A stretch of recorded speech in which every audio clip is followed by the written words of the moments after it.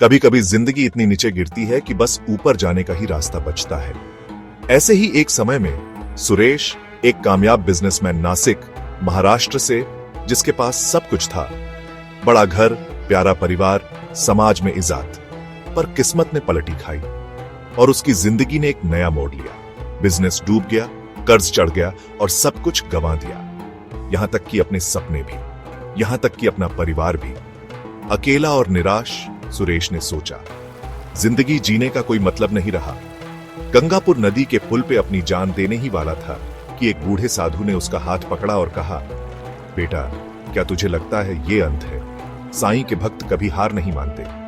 साधु की शांत आंखों ने सुरेश में आशा की किरण जगाई। शिरडी जाओ, साधु ने सलाह दी। बाबा तुम्हारा इंतजार कर रहे हैं। नए हौसले के साथ सुरेश पैदल ही निकल पड़ा, बस कुछ रुपए जेब में लेकर। लंबा सफर करके वो शिरडी में साईं बाबा के पवित्र मंदिर पहुंचा। बाबा के चरणों में गिरकर वो फूट फूट कर रोया, बाबा, मेरा क्या होगा? मैं बर्बाद हो गया। एक मुस्कुराते हुए पुजारी ने उसे दिलासा दिया, बाबा अपने भक्तों को कभी अकेला नहीं छोड़ते। द्वारका माई में ध्यान लगाओ। जब सुरेश प्रार्थना कर रहा था, एक अजनबी उसके पास आया और उसे अपनी दुकान संभालने का काम दिया। सुरेश को अपनी कानों पे यकीन नहीं हुआ, पर उसने शुक्रगुजार होकर स्वीकार कर लिया। उसकी मेहनत रंग लाई और कुछ ही महीनों में उसका व्यापार फलने फूलने लगा।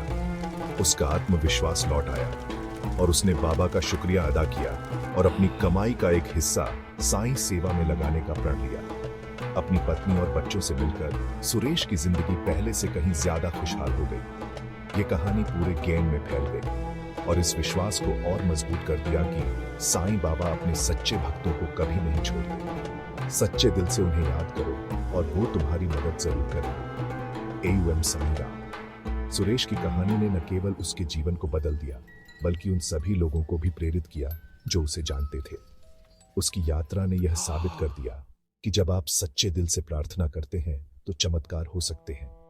सुरेश ने अपने अनुभवों को साझा किया और लोगों को साईं बाबा की महिमा के बारे में बताया। उसने अपने गांव में एक छोटा सा मंदिर बनवाया जहां लोग आकर प्रार्थना कर सकते थे और शांति पा सकते थे। सुरेश की मेहनत और विश्वास ने उसे एक नई पहचान दी और उसने अपने जीवन को एक नई दिशा में मोड़ दिया। उसकी कहानी ने यह संदेश दिया कि चाहे कितनी भी मुश्किलें आए, अगर आप सच्चे दिल से प्रयास करें और भगवान पर विश्वास रखें तो कोई भी बाधा आपको रोक नहीं सकता। सुरेश की कहानी ने यह भी सिखाया कि जीवन में कठिनाइयां आती हैं, लेकिन उनका सामना करने का साहस और धैर्य हमें आगे बढ़ने की शक्ति देता है। साईं बाबा की कृपा से सुरेश ने न केवल अपनी कठिन और संपत्ति वापस पाई, बल्कि एक नया जीवन भी पाया। उसने अपने अनुभवों से सीखा कि सच्ची भक्ति और विश्वास से ही जीवन में सच्ची खुशी और शांति मिलती है।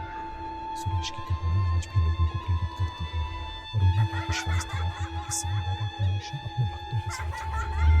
और साईं राम, ये कहानी पूरे ज्ञान में फैल गई और इस विश्वास को और मजबूत कर दिया कि साईं बाबा अपने सच्चे भक्तों को कभी नहीं छोड़ते। सच्चे दिल से उन्हें याद करें और वो तुम्हारी मदद जरूर करेंगे। साईं राम।